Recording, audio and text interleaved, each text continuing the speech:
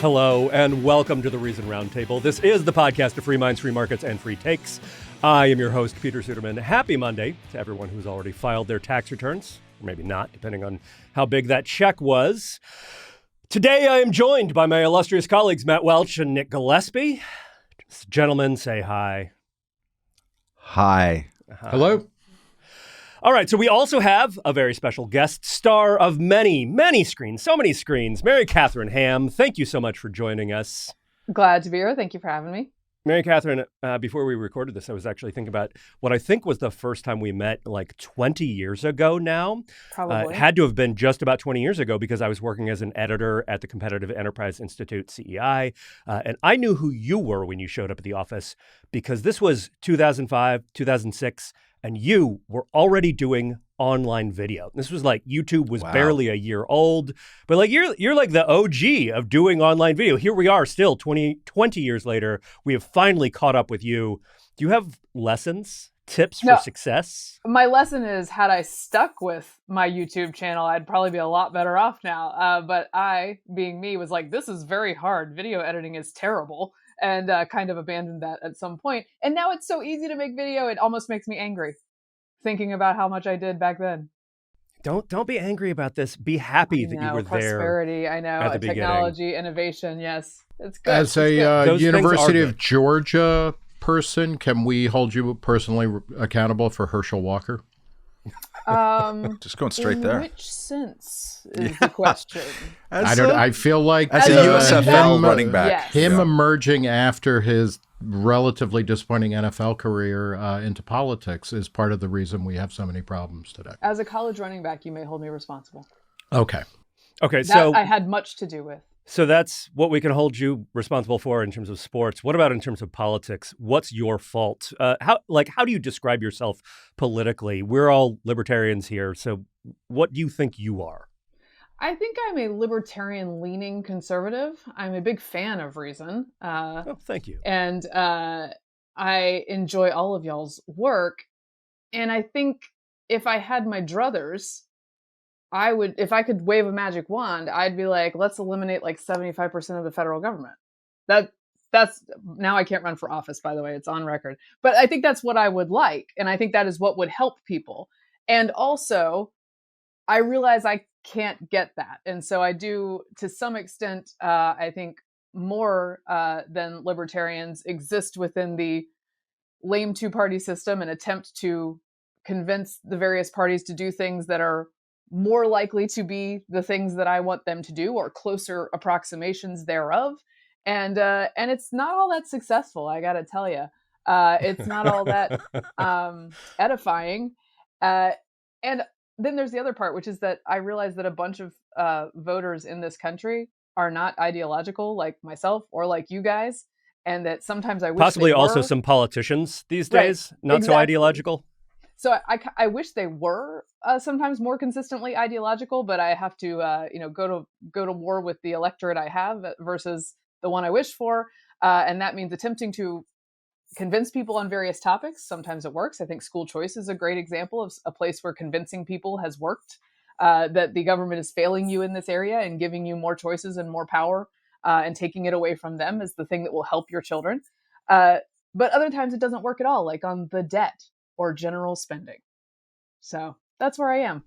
All right. That sounds like a good place to be. It sounds like a good foundation for a productive discussion. You should be on the Reason Roundtable, and here you are. We have a great show coming up. We're going to talk about Trump's tariffs turnaround, markets getting yippy, trade war with China, tax day gripes, and what this tax day means for the federal budget. Latest on Doge savings. Have we saved $2 trillion yet? Doesn't seem like it. Doesn't seem like Mary Katharine's getting her cut 75% of the budget here. Maybe not happening. Plus our cultural recommendations and so much more. But let's start once again with Donald Trump and trade. It increasingly looks like President Donald Trump is the Mr. Miyagi of trade policy. Tariffs on, tariffs off, tariffs on, tariffs off. Last week, Trump announced a pause on most of the reciprocal tariffs he had previously announced, while still leaving a baseline of 10% tariffs that Trump advisors say is definitely not going away. We'll see about that. But he didn't pause the tariffs on China. On the contrary, trade levies with China have only gone up.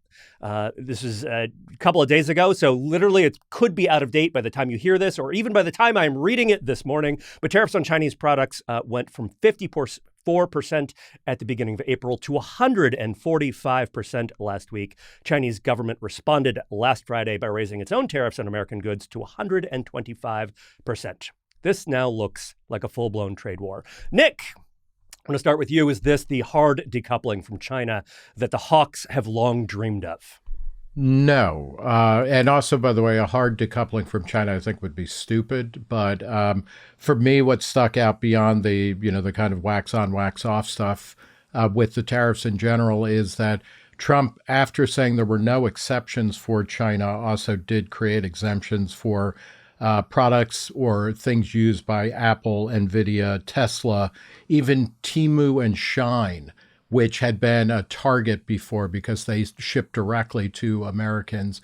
And as long as the cost is under $800, they don't get hit with the same kind of tariff fees.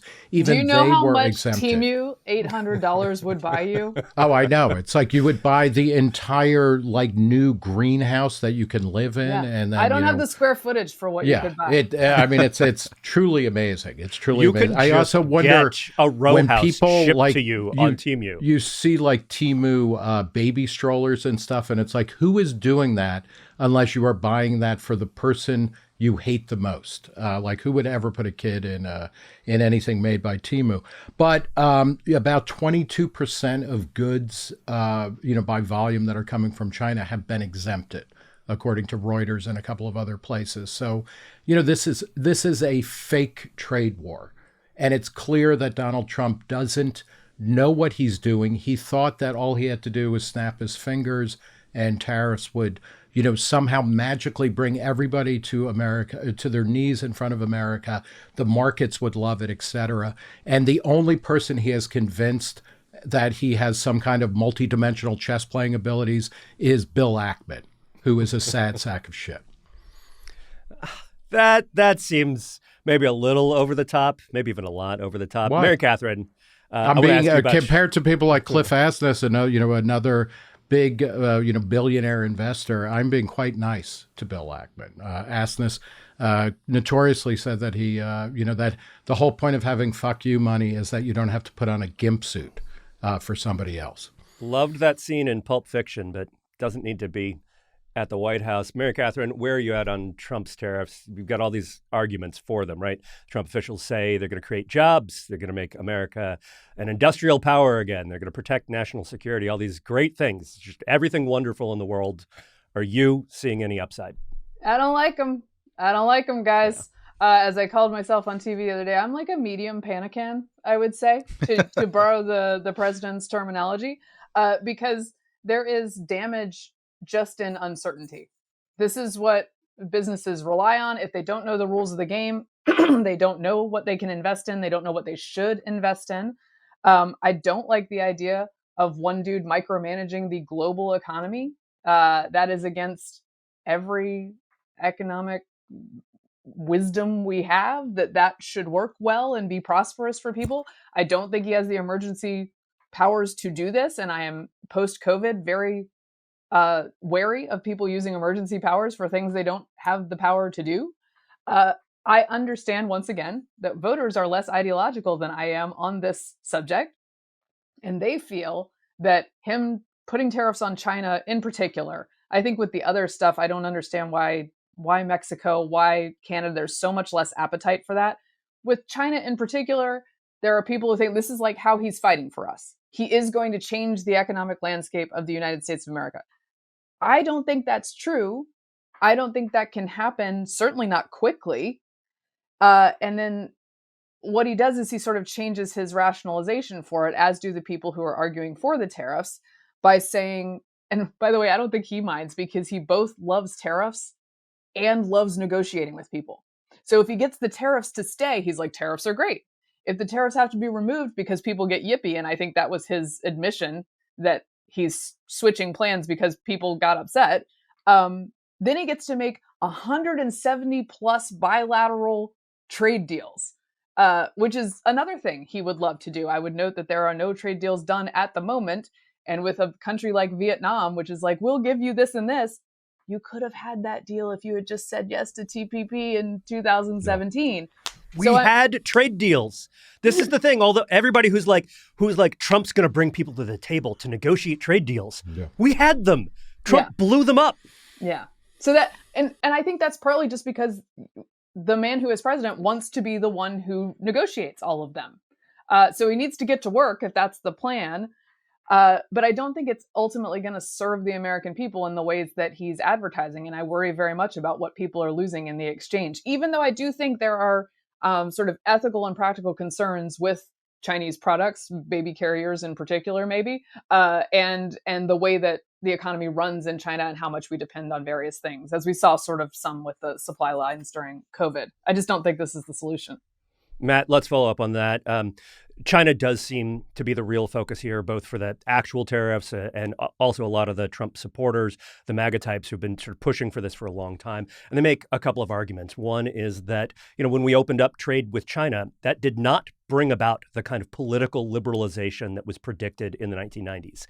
They also say, and this is their argument, so not mine that I'm making, but I think, we need to sort of talk through their arguments. They say it helped hollow out the middle class in the United States, in particular by deindustrialization and destroying a lot of the kinds of jobs that like non-college educated men in the Midwest might have had. And they also say it made us weaker, just generally as a nation, by reducing our manufacturing capacity. Do you agree with any of this? Like, are they getting any of this story right?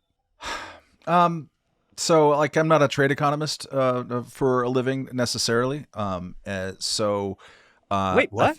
I think that when you look at the shift in American workforce over time, and you put a line on a chart, and you can have different little points of interest, admitting China into the WTO, signing NAFTA, these kinds of things, they don't really affect the trajectory of the line, of the nature of the workforce. What percentage of Americans work in manufacturing, which is what right now the pro-tariff side is exalting, that type of work. That percentage hasn't really been affected, the trajectories of those one way or the other, I don't think, by trade deals with China and whatever. I think the China will politically liberalize if we admit them into the nation or the family of nations that trade with one another. I think that's a bit oversold. Perhaps it was oversold at the time by people who are enthusiasts, but I think there's a bit of rewriting of history that's going on here. I don't think the huge promise is like, we're going to defeat communism by having a trade agreement with China. I think it's more like you want poor authoritarian countries to come more into the international rules-based system that America wrote, more or less, at the time. That will be better. There'll be less poverty, less starvation. Nick and I are the only ones old enough here to remember they're starving back in China. So finish what you got. They're not starving anymore in China. That's just a generational change. And that's good. We don't want human beings to starve. If you want to isolate China, I was someone who was not in favor of going as fast into trade agreements with China as we did. I didn't think that they should be admitted to the WTO because in a rules-based order, you need countries that are actually following the rules. And there's been plenty of indication over time, particularly on software and intellectual property, other things that we care about in trade negotiations in America, that China was a bad actor. And I thought that was premature to put them in, as it was premature to put in, I don't know why I'm doing that, to put in like Russia into the G20 or the G7 plus one. Russia was not ready to go that place as well. If you share that belief and you want to isolate China and you worry about China being aggressive, sort of militarily and diplomatically in the world, what is the best way to go about it? In my mind, the best way to go about it, if you're in Trump's shoes, is to say, hey, look, Americans, what we're doing right now is we're sort of doing a long-term recalibration. We are in a superpower rivalry with China. So that he's in this agreeing with those 1990s neocons that he otherwise tries to trash because they were very obsessed with pivoting to China back then. What you want to do is you want to negotiate with all the other countries to isolate China. And instead, what you did with the rest of the countries is you slapped 10% import tax on all their goods coming here, and you acted like a jerk. So those countries are not in the mood to cooperate with America on anything, let alone isolating China. So I think even if this is all your goal, and I agree with all of it, let's say I do, this is not the way to go about it. I think we're all breathing a sigh of relief, though, that Lesotho is no longer dicking us over, Matt. That's right. When it comes to enough. Trade. And, Madagascar, which may or may not still be the Malagasy Republic, no more. I'm with Trump on standing up to these monsters. Okay, well, if you're with Trump on standing up to these monsters, do you think, let's talk about like whether or not this is going to work. I think Matt's sort of taking us in the right direction here, because one of the things we saw over the weekend or last week is that there were reports that the EU is maybe gearing up to do some trade agreements with China, that this is actually going to strengthen the links between China and the rest of the world. We have this supposed hard decoupling, except there are all these carve-outs now, these exceptions for phones and computer chips, possibly some other computer goods, some other consumer goods, I should say. Although Trump denies this. He posted this weekend, there was no tariff exception announced on Friday. Well, okay, if that's what the president says, but the White House did put out a press release with the headline, Clarification of Exceptions. Under Executive Order 14257, right? And it's all about the reciprocal tariff agreements. So it which sort of are seems not to me like, reciprocal, but yeah. Right, which are also not reciprocal and based on like total math errors and misunderstanding of how trade works. So, Nick, like, just on its own terms, do you see this working in any way? Do you see this as strengthening America's position vis-a-vis our sort of major global rival? No. I think if Xi is smart, what he'll say is, you know what, Trump, you clearly won the 2020 election and you had a gigantic inaugural crowd in 2017. So why don't we just drop tariffs on Chinese imports to zero? We'll still tariff you coming into the U.S., but that'll be fine, right? No, I think, and for the points that you were kind of implying, Peter, and Matt was talking about, the TPP, which was under consideration when Trump first ran for president, was a really good idea. Like, if you're concerned about China becoming too big in terms of global trade and whatnot. And it was clear, I know I've mentioned this a bunch of times, but during one of the candidate debates during the 2016 campaign, the way Trump was talking about TPP, it was clear he did not realize that China was not part of it. And Rand Paul corrected him from the stage. And that kind of tells you everything you need to know about what Trump understands about tariffs. Without becoming, turning everything into a shitty psychodrama, I think what we're seeing here, what we're seeing here is, Trump's narcissism. Like, eventually narcissists run, they either completely dominate the world around them and they're like little atmospheric bubble, or they go too far and then they make people who are not invested in pretending that their version of the world is reality. And that's what's happening here. Whatever happens in the long run, anything that does end up being accomplished could have been accomplished without, a massive hiccup in markets and this projection or injection of uncertainty into it. If you go to the St. Louis Fed's uncertainty index for economic policy in the U.S. and the world, we are at levels that are beyond, what we were seeing during the pandemic. This is a completely Trump-generated psychodrama. And it's not good. And however it ends, it is completely unnecessary. Last week, I was likening, and Matt, I suspect you might enjoy this. I was likening Trump to Demi Moore in St. Elmo's Fire. Oh. And there's a scene when, Rob Lowe explains the metaphor of St. Elmo's Fire and about how Demi Moore's character, and she was, I believe, still Demi Moore. She had not yet become Demi Moore. But like it's just these self-imposed dramas to give your life meaning. It's tedious, it's awful, and ultimately it's ruinous of an America, that we want to believe in. Let's get the economy moving forward rather than constantly being jerked around like a yo-yo on Trump's finger. Well, my question about him too is that is he trying to solve the problem, in quotes, of trade deficits?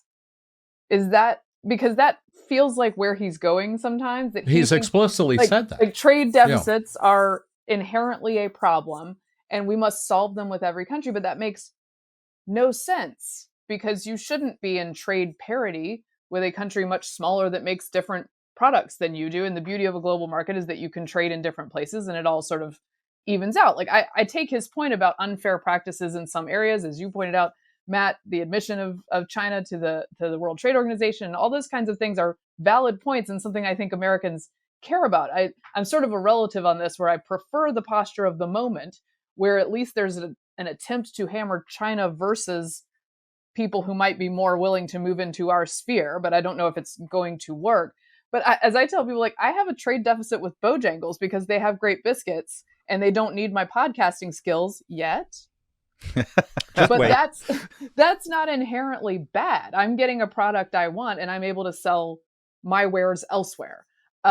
So if we're trying to solve for that, that's not a good thing to be solving for. And I think it will lead to bad results unless he just loses interest and moves on to. Well, and also to that point, the other big thing supposedly that, this is going to help is the hollowing out of the middle class or the decline of living standards in America. And over the period of time when we've ramped up trade with China and increased globalization, at the end of the 90s when the WTO was created and there were all those globalization protests and whatnot, the fact of the matter is when you take out the financial crisis and COVID, which are the reaction to COVID, government-created hiccups in the economy in a profound way. What you see is that real median income, real median household income continues to go up, and it's at the level that it was before COVID and can keep going forward. There is no hollowing out of the American middle class. Manufacturing as a percentage of the economy, the number of workers in it has declined, but so have farmers because we do things that have more value added to them and that pay better. And so the idea that, as Howard Lutnick, the Commerce Secretary, was jawing about a week ago about how, it's going to be great in America is that your grandkids will be screwing the tiny screws into iPhones. Finally, we can come back to doing assembly line work that is miserable and doesn't pay very well. And that's a fantasy, but it's unnecessary. The American economy is better than it was in 2000 for virtually all workers. And that's a win. That's not something to be fixed. It's also worth pointing out that right now, I think the manufacturing sector says that it is suffering through a labor market. They want to fill 500,000 jobs that they cannot currently fill. And labor is one of the chief complaints of that industry. So we could be doing more here already, given the rules that we have. So there's a different version of that argument that Nick was talking about, that this is about the hollowing out of the middle class, that uses that idea as an excuse for ignoring the market's reaction. So anybody who has looked at their retirement account or just read the front page of the Wall Street Journal or checked a stock ticker over the last 2 weeks or so has seen these gigantic fluctuations. And it's like one day you've got a retirement account and the next day you kind of don't have one. And maybe, again, by the time we're done with this podcast, it'll be back and forth several more times. And you've got Treasury Secretary Scott Bessent, who is, I think, the most sophisticated of Trump's economic advisors, at least of the folks who have been going on television and talking about this in public. And he says, right, so the top 10% own most of the stock market. The next 40% down own like the rest of the stock market. And the bottom 50% of the country, they've got debt. They don't have an ownership stake in the economy, and the tariffs give them relief. So, Mary Katharine, I want to ask you about this, because this is an argument that the tariffs are basically good for sort of lower income earners, and particularly the kind of like the Trump coalition of non-college educated, non-urban, rural families who have been struggling in the heartland, particularly sort of in the Rust Belt. Like, you're a a conservative, you're a libertarian-leaning conservative. I assume like you think there's something to like, hey, maybe America should care about those people. Do you think that this is a way of like, to be clear, I think we all think America should care about those people, but like this is right. This is an argument that has become more right-coded and sort of more Republican over the last since Trump entered politics. Do you see that as a sort of coherent argument that actually, like, the stock market fluctuations don't matter because half the country isn't invested there? Well, there are a lot of people invested in the stock market, even if they are middle class through various mechanisms, even if they're not tracking it all the time. But look, I think it's very important to listen to the concerns of those voters and to care about those communities, some of which I have lived and worked in before I came to DC. One of them in particular in North Carolina was in what they call the poverty belt, right on the South Carolina-North Carolina line, where all the textile mills left. And it was left bereft for quite some time. What is interesting to me is that I have been back there many times to visit. And on its surface, it looks much more prosperous than it did during the time of the textile mills and briefly after when they left town.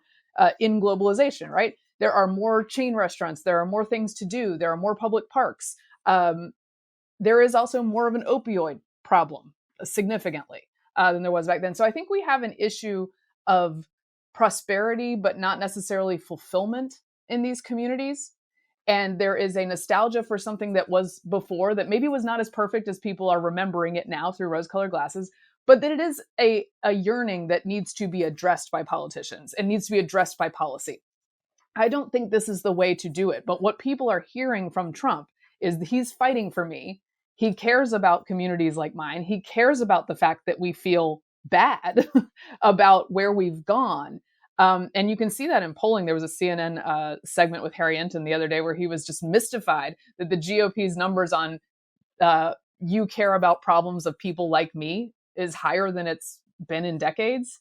And I think that part of this pitch is why. So being cognizant of those problems and trying to solve them is good. I do not think that this is the way to do it. I think that the free market in general makes all of us more prosperous, and that fulfillment, which I think is the actual problem, is not a government problem it's not something we're going to solve with government. You don't want politics determining meaning in life, right? And this is the thing. We have what I call the agony of abundance, where it's more of us have to create meaning in our lives on a daily basis because we've been liberated from, basic material concerns. That's hard work. And we have not, as a culture and as a society, we haven't educated ourselves on how to do that. We don't even do it well among, eggheads, and double and triple degreed people graduating from universities. It's hard work, but it's not going to be solved by Donald Trump Jr. or Eric or shitcoins or Elon Musk or anything like that. It's something different. And the thing, at rock bottom, finally, it's like Trump loves lower income people so much. He is making everything that they consume more expensive. Well, what a and gift. This is the problem, what a right? Gift. Is that if you have a fulfillment issue, not necessarily a prosperity issue, although there's certainly people suffering. I don't discount that. But in general, with our quality of living, just wait until you take away the cheap products and people realize how much they liked the ability to have those. One of the, I saw, I can't remember who posted, I believe it was a Vox writer, but wrote a really nice essay about how Kelsey Piper. Yes, how having cheap products allows you to try a new hobby, to let your kid try something out that in the past would have been cost prohibitive. That you're not putting huge outlays on these new things that you get to try that add spice and variety and meaning sometimes to your life, because you have all of these things available to you. And once that's gone, I think people will not be upset and will not be happy about that. I think there's one element of this that is worth thinking about in the spirit that Mary Katharine especially is talking about. Whenever there is a concentration of a certain type of industry, you see this weekend, Donald Trump's talking about the coal miners. We talk about auto workers. We've talked in the past about textile mills. Where I'm from, it's aerospace industry, which lost like 200,000 jobs in a hurry in the 1990s in Southern California. People take a lot of meaning and pride in working in certain sectors, and there's a cultural identity associated with that. And when those sectors break up, those people who are affected by it don't deserve sneering contempt. And I think part of what Donald Trump has kind of introduced, especially to in American politics where Democrats have drifted more towards the educated and professionalized classes, is I don't have contempt for you over there at all. I agree with the assembled room that his policies are not great for that, particularly when you think of in terms of pensions. I mean, these jobs that you're talking about and that you're even romanticizing right now, all of those jobs have some kind of pension. All of those pensions are in the stock market. You might not think about it. You're not yourself like day trading or anything like that. But if you have a pension, that pension's in the stock market, and that stock market has lost 7% of value since Trump was inaugurated. And that is not a small thing. We've survived stretches. George W. Bush presidency, the stock market was down. It's not everything, but it is a thing. And we shouldn't pretend that we shouldn't wave our hands away from that, while at the same time we should have respect and empathy for people's sense of attaching dignity to their work. Is there a small part of this that can be solved with policy, which is making sure that those manufacturing jobs we actually do have can be filled by people, that we could incentivize the proper pipelines for that? This is sort of the micro model of saying, like, let's treat with dignity people working with their hands and make sure that young people understand this is a path that they can take and how to take it and get into those jobs. I mean, that's like I love a small policy. Let's bite off something little that we can maybe perhaps do. There is something that could be done, say, with education reform, Yes. both in terms of policy and cultural Yeah, expectations. but a lot of this is also it isn't about education. Think about Springfield, Ohio, which came into the news because J.D. Vance lied about Haitians. Haitians who were there under temporary protected status legally were eating cats and dogs. And as that story kind of evolved, it turned out Haitians were brought there by Ohio is a big, which I know very well. I lived there for 20 years in small town Ohio in the 90s and 2000s. They were brought there by jobs that were being offered by auto parts manufacturers. And the people who own those factories said that these Haitians, zombies who were stitching baseballs a generation ago, somehow show up without even speaking proper English, show up and work and do well there. And there are tons of native-born Ohioans who are there, who are literally in the same town, who are not showing up. These are the people that J.D. Vance railed against in his in Hillbilly Elegy. And now suddenly, once he's in political power, he's saying, no, you know what, it's systemic. And somehow these people from other places and China and whatnot, there's a whole system against the people that he said had weak character when he was writing Hillbilly Elegy. And now he says, we need to block the borders. We need to block, of goods and services and of people, and then focus on helping these people. It's, and I have nothing but empathy for people who are struggling to get out of a lower middle class or a paycheck to paycheck lifestyle. But we need to be realistic. Most factory jobs now, you will do on the job training. Things like, being a plumber, being an electrician, there are apprenticeships that are involved in that. And certainly all sorts of business regulations could be reduced, and you could have better vote tech programs, which have gone out of fashion. But right now, there are hundreds of thousands of manufacturing jobs that are going unfilled. None of them are the type of thing where you've got to go to you've got to go to shop class for 6 years before you can walk in the factory and start doing it. There was a survey that came out from Frank Luntz here just recently, asked Americans, America would be better off if more people were working in manufacturing. And 80% of Americans said America would be better off with more people working in manufacturing. And then they were asked, would you be better off if you worked in a factory? And only 25% of them Agreed. And so this, I think, is part of the disconnect. This is a good political message. Trump says things like, I'm proud to be the president for the workers, not the outsourcers. President who stands up for Main Street, not Wall Street, right? Blah, blah, the middle class, not the political class. But then when you actually get down to brass tacks and are required to make that choice, most people don't want those jobs. And the idea that like having those jobs is going to give you meaning and that's the government's job, I think, is the worst part of this.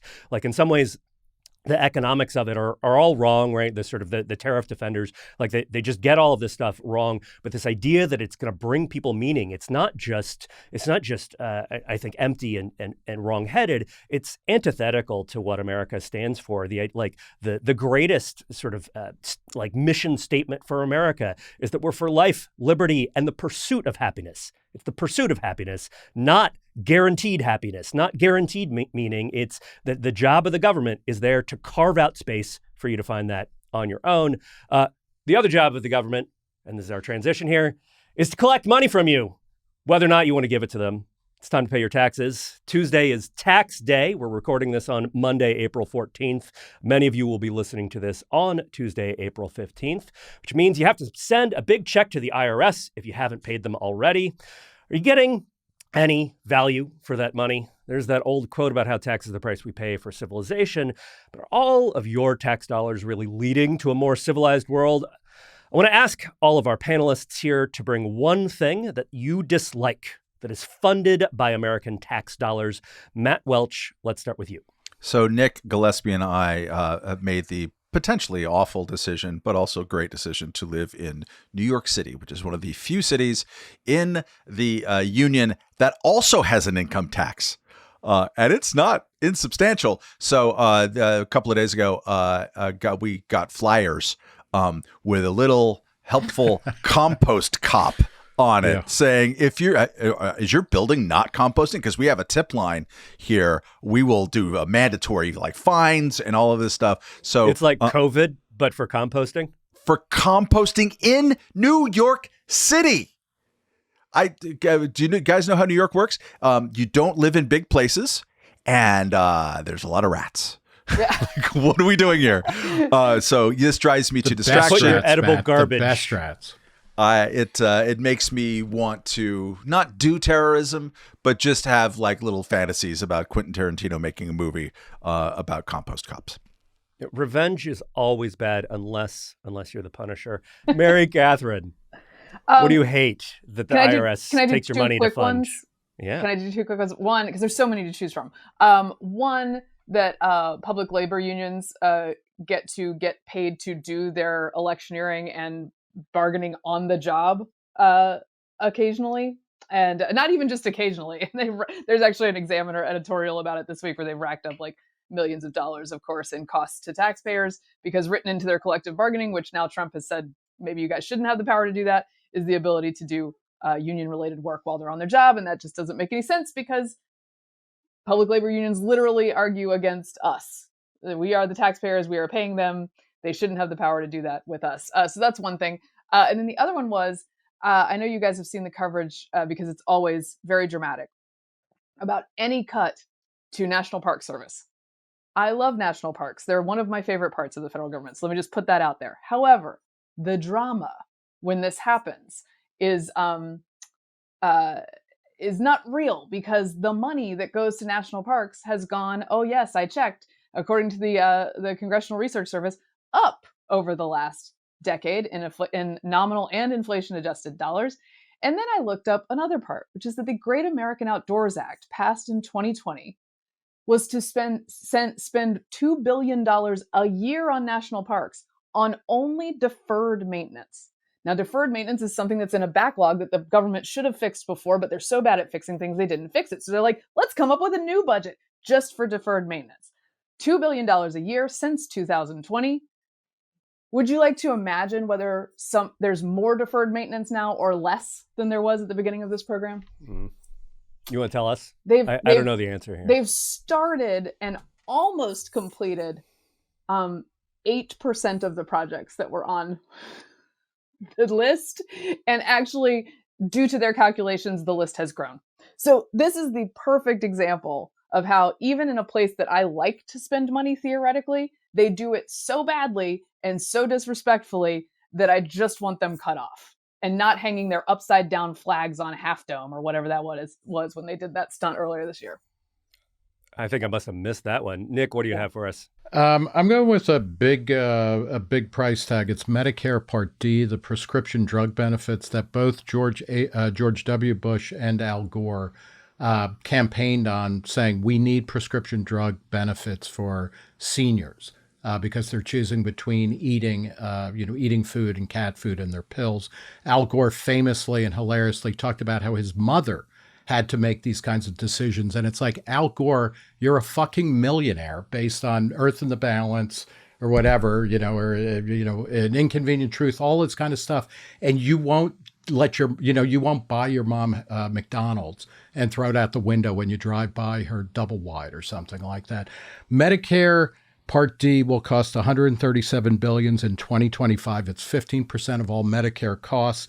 It is 75% of that comes from general revenue. So it's not paid for through Medicare payroll taxes or premiums. 3/4 of it comes out of general revenue, taxpayer money. The kicker here is on July 7th, 2000, you can look it up at Reason, Catherine Menga Ward, then an intern, now the editor-in-chief of all she surveys in the editorial realms at Reason, wrote up a study from the CBO that found that seniors then were spending 3.7% of their annual income on drugs, including prescription drugs. To put that in perspective, they spent 5.3% on entertainment. This is the definition of something, of an entitlement that was unnecessary but made great politics. I think Medicare Prescription Part D, it pisses me off because there are people who need help. And I think, I'm willing to say that the government should help out people, with a safety net, people who cannot provide for basic necessities. Medicare Prescription Part D is, takes that logic and rams a truck-sized hole through the logic of that and just costs everybody more and more money for no good reason. That goes, I think, to a part of our discourse that really irritates me, which is like, if we don't have a government program for this, if we don't have a federal department of X, then how will people get X? If we don't have a federal department of education, then will anybody learn anything ever? If we don't have a Medicare prescription drug program, then how will seniors get their drugs? In fact, these things didn't exist for most of America's history, and people did manage to get drugs before Medicare Part D, and there was even education before the Department of Education. I will just end this segment by noting, by tying the first two segments together here, noting, according to the Tax Foundation, this is, I believe, from April 9th, so this came before some of the reversals of the tariffs, but if you go back and look at the tariffs that were announced and that went into effect, at least briefly, the tariffs represent the largest tax increase since 1982. Will take average tax rates on imports to 1930s levels while shrinking the U.S. GDP by about 0.8%. And that's before the retaliation is factored in. Obviously, with all the reversals, like these numbers, may not be quite current. But like, if you hate taxes, if you are annoyed by having to send the IRS a giant check every year, you should also feel the same way about tariffs. All right, we are going to come back with a listener question in just a moment. Hey, Reason Roundtable listeners. Want to give a student the mindset of a founder? Join the 2025 Great Connection Seminar in Chicago, July 26th through August 2nd. Designed for students aged 16 to 24, this week-long experience builds the core skills of entrepreneurship, critical thinking, persuasive communication, and intellectual independence. This year's theme, Reason and Free Will, explores great minds like Aristotle, Ayn Rand, and Thomas Jefferson, not through lectures, but in dynamic, small group discussions that train students to lead and innovate. Outside the classroom, they'll tour Chicago's museums, try improv comedy, and connect with ambitious peers. In a world of AI and automation, original thinking is your competitive edge.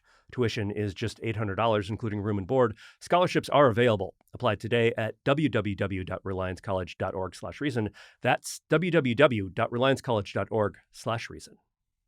All right. Our listener question comes from Jonathan in Calgary, who writes, Hi, Reason Roundtable.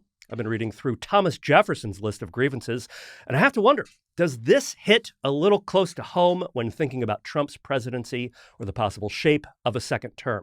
And there's a quote from Thomas Jefferson, who we've already quoted once on this podcast. He has refused to assent to laws the most wholesome and necessary for the public good. He has erected a multitude of new offices and sent hither swarms of officers to harass our people. He has obstructed the administration of justice by refusing to assent to laws for establishing judiciary powers, for cutting off our trade with all parts of the world, for imposing taxes on us without our consent, for depriving us, in many cases, of the benefits of trial by jury, for transporting us beyond seas to be tried for pretended offenses. So the question here is, could you imagine Jefferson watching Trump's trade policy, his approach to executive authority, or even the legal drama around his trials and thinking, yeah, this aligns with the spirit of 1776. Should we take this sort of thing more seriously when evaluating how far we have drifted from the founding vision? This question writer also writes that he hates pigeons, but sorry, Nick, Chesterton's fences are always worth thinking about. Maybe we should even rename this one Jefferson's Fence. Nick, since you're name checked, how do you feel about Jefferson's Fence and how it applies to Donald Trump? It's worth remembering that in a very significant way, the American Revolution was fought over tariffs and import they were and taxing export duties tea and things like that. So yeah. So thank you. Although if he sounds like he's from Canada, so let's discount that by 20%. I think we're gonna. Actually, I have to tariff that by 20%. But all right, Mary Katharine, what do you think? Jefferson on Donald Trump? Yeah, look, we've drifted so far that, again, I'm sort of a relativist when it comes to this stuff. And I think many people saw Donald Trump, particularly post-COVID, when they had lost faith in a lot of institutions, as just a rebuke to those institutions. And to some extent, possibly a correction or a check to illiberalism from the left. But the tool sometimes is illiberalism from the right. Not all the time with all of his policies. Some of them might be good in here, like sprinkled in there. And I appreciate actually not a small amount of them when it comes to things like an occasional executive order that I think is doing the right thing and sending power elsewhere, or the idea that the Department of Education could be much, much smaller, if not non-existent at all. But like the thing about Trump is that he doesn't believe any of those things. He just incidentally stumbles upon them. But I think in my calculation, when I looked at those two options during 2024, it looked like people were being offered like a 1990s Democrat, and Vance is actually very indicative of that with his positions on trade and all sorts of things, versus a 2025 Democrat. And like in my book, the 1990s Democrat is preferable to the 2025 Democrat if you're given those two choices. And I don't always make a decision between those two, and I'll write somebody in. But no, I don't think Jefferson would be pleased, just as I, an ideological person, think we've drifted so very far. But I must deal with what I am given. Matt Welch, thoughts on Thomas Jefferson and Donald Trump, or perhaps Jefferson Airplane and Donald Trump? As I'm going to just pass that one over. As listeners are no doubt fatigued by, I've been marinating in a lot of Revolutionary War era content, books and miniseries and documentaries and stuff. And it is absolutely striking to consume that stuff in light of current governance and politics coming from Washington. The amount of almost obsession with avoiding the trappings of monarchy, of submitting to the rule of law, not the whims of a single person, of a mad king imposing blockades on a productive port in Boston. There are many moments, certainly in George Washington's life as a commander-in-chief of the forces, where he could have gone the monarch way. Sort of misquoting Quentin Tarantino again here. He could have gone the monarch way. It would have been a shortcut to a thing that he wanted, and he chose not to do it. Benjamin Franklin, Thomas Jefferson, they were obsessed with and worried about, like, we need to build safeguards because there's going to be a temptation in a Republican democracy when people get frustrated to get a new mad king who rails against elites. We're going to see this happen. So what can we do to build guardrails? So yes, Jonathan, despite your Canadian handicap, you are absolutely correct. And I really welcome everybody, since we're up against the 250th anniversary, I think, of Paul Revere's ride, even this month. All those things are starting to happen. Go back and check out your Nick Gillespie 1776 musicals and develop take some sustenance of the absolutely anti-monarchical sentiment that was everywhere in the Revolutionary War and the founding generation. It is really remarkable that all of this is coming from the folks who were so mad about the 1619 project that they developed their own counter project designed to sort of restore the true idea of American history and what the founders actually wanted for America. And if you look at what the founders wanted for America, it was really not this. They just specifically did not like tariffs like as a policy, but they also didn't, as Matt said, like the idea of kings, of people whose whims we had to depend on individually. And now you've got sophisticated people in the White House, in Trump's orbit, saying that we need a much more a much more energized executive, right? Really like coming back and saying that what we need to fix the problems in America is a much more empowered president who is more king-like. The White House is tweeting king memes, which is about as serious as they get about anything. But they're not doing it like ironically, like, hey, we're like, it's like, hey, Trump is kind of the king here, in a way that is just really disturbing and also just remarkably antithetical to the idea that like we're going to retake and like go back to the founders' vision. This isn't the founders' vision.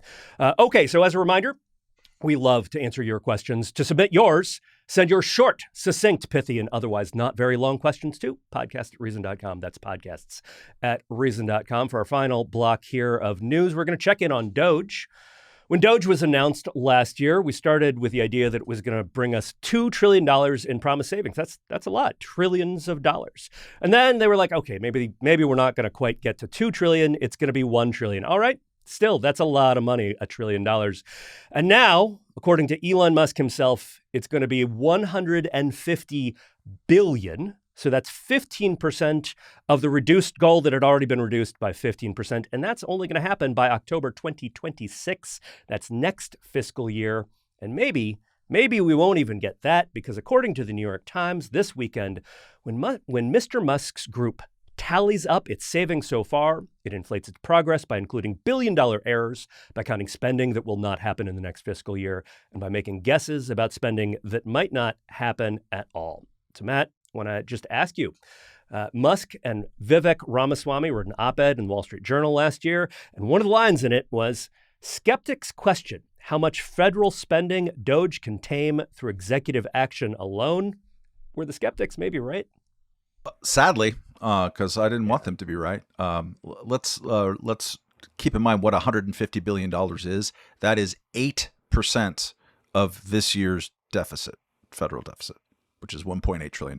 We have $1.8 trillion deficit stretching as far as the eye can comprehend. So we're going to maybe, if we squint really hard and do bad numbers on our website, get to 8% of 1 year's of it.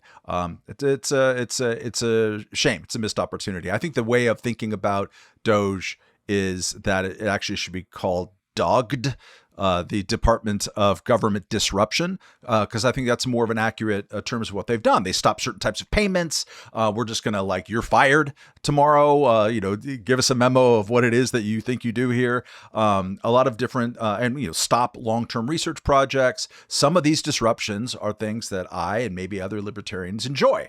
USAID suddenly got the rug pulled out from underneath it, maybe a little bit too rapidly, but course correction was granted. But some of them are going to be just very disruptive and not necessarily very productive. And they're going to sow all kinds of backlash and opposition to it in a way that doesn't necessarily make the government run more efficiently. It is just a sort of a punch in the mouth of the establishments, the way that has gone on autopilot forever. Maybe they needed a punch or a slap or a tweak, but it didn't make the government more efficient. As far as I can see so far, I'm still holding out hope that there will be some surprise that I'm currently unaware of, but I'd be shocked because none of the people that we all know who have been working on making the government work more efficiently and smaller for decades. Are any of those people in Doge? I don't think they are. It's not just that they're not in Doge, it's that the Doge isn't talking to them and Doge isn't responding to questions from people who want to help out. And this is actually a note in the New York Times piece. So this is not that Doge did not respond to questions sent in a direct message on X, which is basically the only way that the Doge team will communicate at all here, right? Yeah. The White House also declined to answer detailed questions about the reductions target, though a spokesman, I guess, did tell the New York Times last week that the $1 trillion goal was still in effect. Nick, do you have any hope that Doge will actually result in $1 trillion in savings at this point? I mean, I want to believe, I want to believe in extraterrestrials too. Sadly, Doge is a great idea. The idea of increasing or enforcing efficiency at the government, in the government is great. Matt has talked previously about how, it's important when these opportunities are created, and we should give Trump and the Trump administration credit for we're having this conversation because he won. But there is a limited, you get a couple swings at the piñata, and they're blowing it with this type of thing. Al Gore's Reinventing Government initiative that was done under Bill Clinton, after about a decade or so, had saved about $137 billion that had reduced the federal workforce. It put into place some significant savings, but ultimately the way that you enforce government efficiency is by capping the amount of money that the government spends, which has not been happening. Government spending continues to increase, and there is every indication that Trump is going to blow out the budget even more than he did with the continuing resolution that he forced on the Republican Party. I mean, he's talking about $1 trillion defense budget and things like that. So I'm annoyed and frustrated, and I worry that, this is the type of thing. It's like Halley's Comet. It comes around, once every 100 years. And if you don't get it right, you got to wait for the next shot. And I think we're blowing it here. Mary Katharine, I just want to go back to this sort of transparency question. Elon Musk talks a big game about transparency, but then even when friendly people, not just the New York Times, ask questions, you don't get straightforward answers. And I think, if I want to make a defense of this, it's that they are rightfully skeptical, sort of hesitant to talk to a media that they view as fundamentally not trustworthy, as not on their side, as folks that are going to go after them, twist their words. At the same time, they are not giving the public useful and true information. How do you process this? And especially, how do you process this as somebody who's kind of been inside and around some of the kind of mainstream and legacy media ecosystems that they are distrustful of? Yeah, I want to be optimistic about this as well. I think you've got a bunch of smart people involved who are not executing necessarily as well as they should be. I think the messaging attempt that they made doing the sit-down interview with Bret Baier was a much more optimistic and palatable message for the Americans outside of those who just want the punch in the mouth to the establishment, which I'm kind of on that team. I'm fine with a punch in the mouth, but I would like it to be sustainable. So then you have to explain yourself. I think like daily press conferences with those like relatively somber sounding technologists would be something that I would show up for and listen to and talk about instead of just random tweets about things that end up not being totally true in the end. I do think they have all of these smart nerds. They should let the smart nerds explain what they are doing if it is something that they believe is actually good and useful. Yes. And the thing is, too, there was the freak out about this. Like, this isn't allowed. You can't do any of this. And I think American voters rightly, and I think Trump rightly says, no, you're not allowed to tell us that we're not allowed to look at the books here. I think the best thing you can get out of Doge is a better understanding of how badly all these systems are run. And it was done kind of smartly in the executive order authorized under the U.S. Digital Service, which was already charged with doing some of this modernization. Now, that liberal view and those technologists and those smart nerds were viewed as revolutionary and wonderful by the media because they were trying to do something under the Obama administration. It was simply the difference in voter identification that was the problem, or party identification. So I understand why they're skeptical of telling people what they're doing. But those guys they had talking about it were good communicators. I would like to hear more from them. They seem trustworthy. And this project is worthy. And just even changing like the systems by which they do things. They're like, oh, there's a 70-year-old system for technology at the Social Security office. Maybe we should change that. Maybe that would pay dividends. And then the last part about Doge that makes me mad is when people are like, oh, this is chump change. Yes, it is a smaller number, but to most Americans who've never seen $200,000, $1 million in one place, you tell them that 150 billion of their money doesn't matter. I hate that argument. It matters because every dollar should be spent as respectfully as possible to those people who are working their jobs. Yeah, so I have come to think of Doge as actually having some interesting overlap with another political argument that is happening right now, which is about the abundance agenda. Sorry, Matt Welch. I just make the face. Just make the face. It's going to happen, right? So the big argument, or one of the big arguments for the abundance agenda, is that Democrats blew it by not delivering on their promises. They couldn't build housing or trains or anything people wanted. They couldn't govern. They were taking all that tax money and wasting it. And this has caused distrust in liberal governance. And Dems need to own up to that distrust, right? They need to sort of say, we messed up in order to regain that trust. This is what the abundance agenda folks are arguing. And so my concern is that something similar is going to happen with Doge, that government cutting, limited government is going to get a bad reputation because it doesn't deliver, because it isn't transparent, because it doesn't answer questions, because it engages in self-serving smoke and mirrors and chicanery, and it promises itself to be. And when you do that for a long time, you lose the trust of people. And I worry right now that the limited government cause is actually not being served by Doge simply because Doge is not answering the questions. Doge is not telling people what it's doing and making a case for itself in a clear and transparent way. Okay, so we're now going to move on to our final segment. This is our cultural recommendations, where our panelists discuss books, movies, TV shows, museums, podcasts, various what have yous that they have been consuming in the cultural realm recently.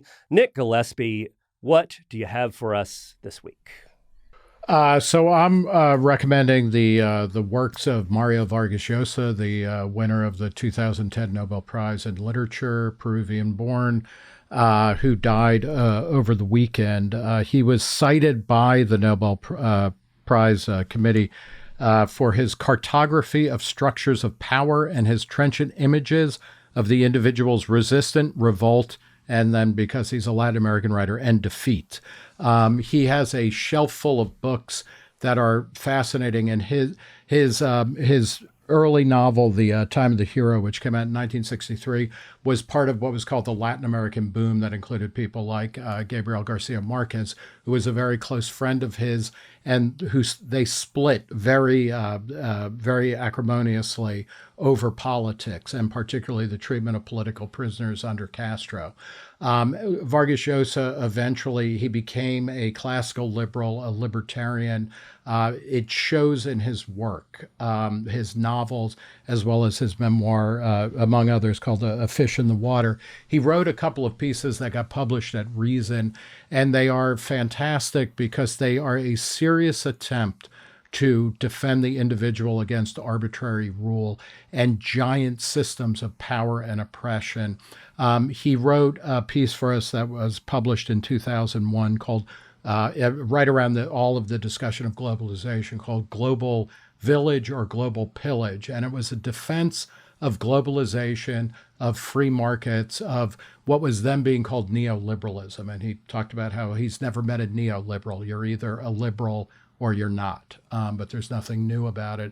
And it's one of his later works was called The Feast of the Goat, which is a terrifying kind of portrait of a leader of a small country in Latin America that will become immediately relevant to anybody who is living in contemporary America. But Mario Vargas Llosa is the type of public intellectual who is a serious, incredible writer who also engaged in the real world. I mean, he ran for the presidency of Peru after a particularly dark period there, and almost won.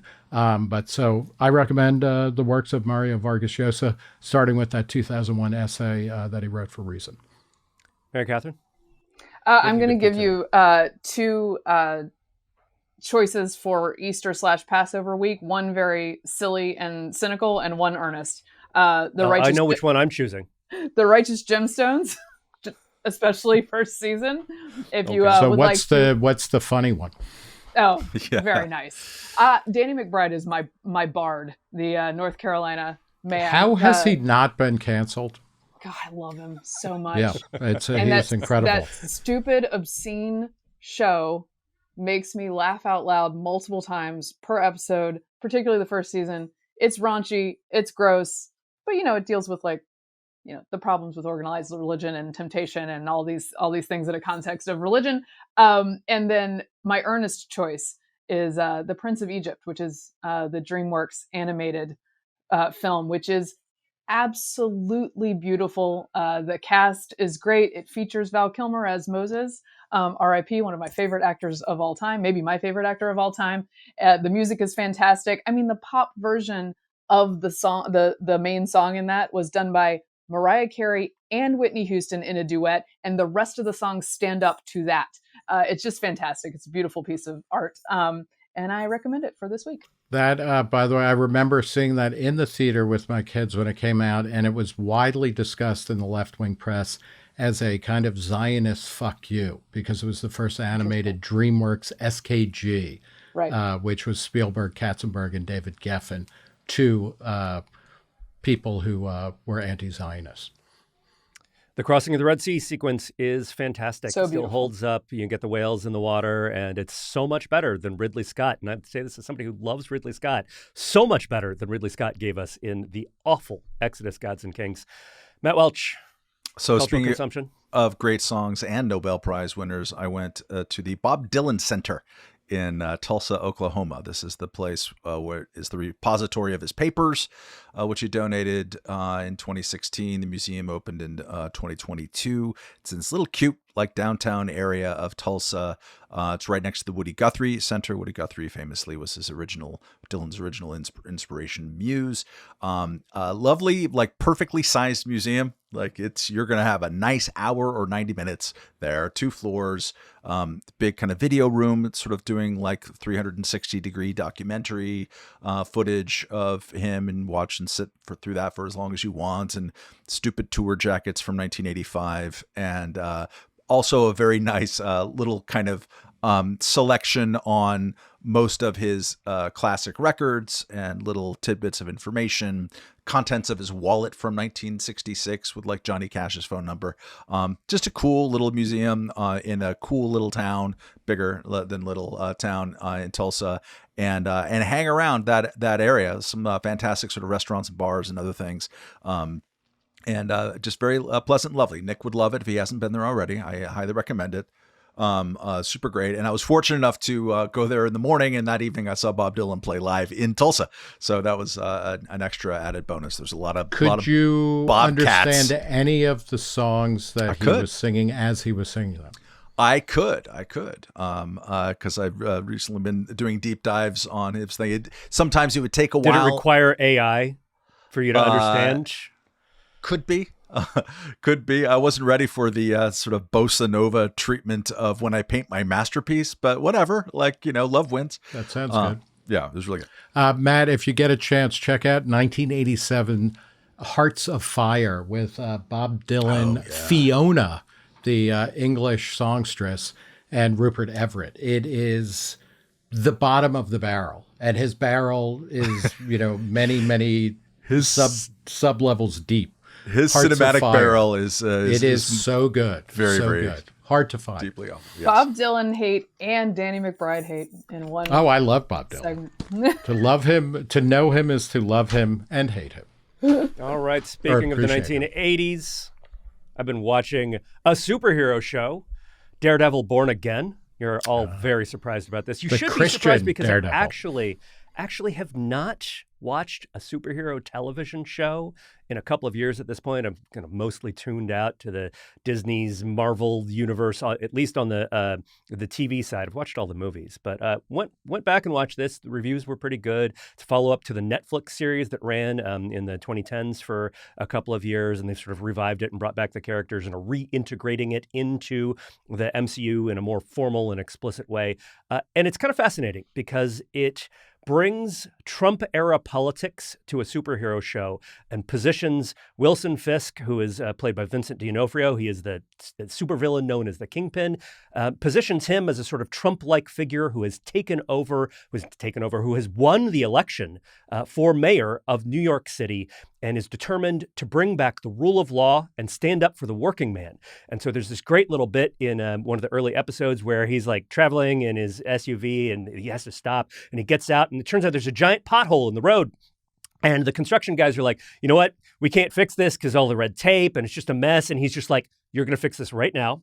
And they're like, well, on whose authority? I'm like, there's all this bureaucracy, right? And he's like, on the authority of the mayor. That's it, right? And then he is like, hey, I get things done. And this is what you elected me to do. And so it's this actually kind of interesting transposition of a bunch of today's political debates. A big part of the argument that Fisk makes for his mayoral candidacy is you can't have vigilantes running around in costumes beating the crap out of people. That's not justice. That's not the rule of law. Well, it turns out the police are also doing some stuff that does not fall under the category of the rule of law. Maybe they are also, right? And so there's this fascinating tension between do we want a daredevil type figure who is taking the law into his own hands, or do we want that to be run through the police who are maybe also not entirely credible here? Or do we want this to run through a mayor who is on the one hand getting some stuff done and on the other hand, the head of a vast criminal empire?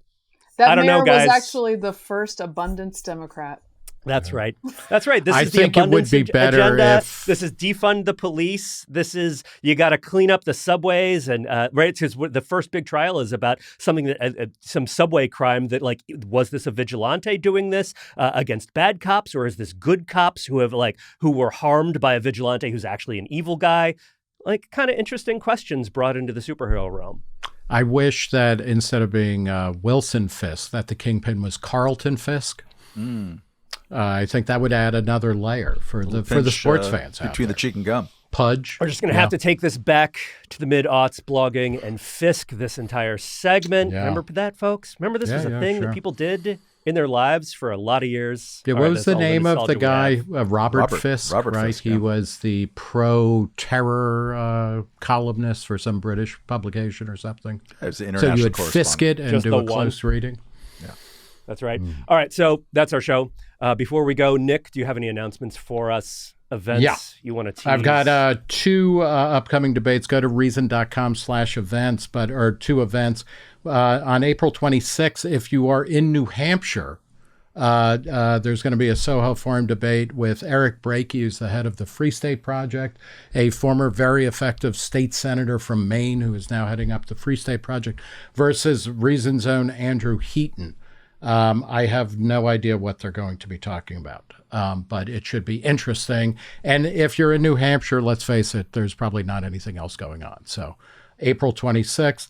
And then back in New York, we on May 6th, I'm going to be doing a Reason Speakeasy, a live taping of the Reason interview with Robert Rosencrantz, who is a billionaire businessman. He's the founder of Open to Debate, and he's got a new book out called The Stoic Capitalist, which is a very good read. So come out on May 6th. And then on May 21st, we've got a Soho Forum debate back here in New York. Dave Smith versus Alex Narasso of the Cato Institute on immigration and how should libertarians think about immigration. That's on May 21st. But again, go to reason.com/events and hopefully we'll see you all there. Before we go, then, we just want to say thank you to some of our stoic capitalists. Give a big shout out to some generous supporters: Mark Brimmer, Bob O'Donovan, Andrew Wimsatt, Andrew Winner, Andy Rotter, Greg Hamer, Kevin Toomey, Melanie Banfield. Thank you, Melanie. Thank you all so much for making this podcast and everything we do at Reason possible. Thank you, Mary Katharine Ham, for joining us. Clap, clap, Ably. Defending the honor of Bojangles and so many other things. As Herschel always, if you like this Walker. podcast, Herschel Walker, you're responsible for all of this somehow or another. If you like this podcast, you can support us by going to reason.com/donate. That's reason.com/donate. Thank you so much for listening. Like John Wick, the Reason Roundtable will return.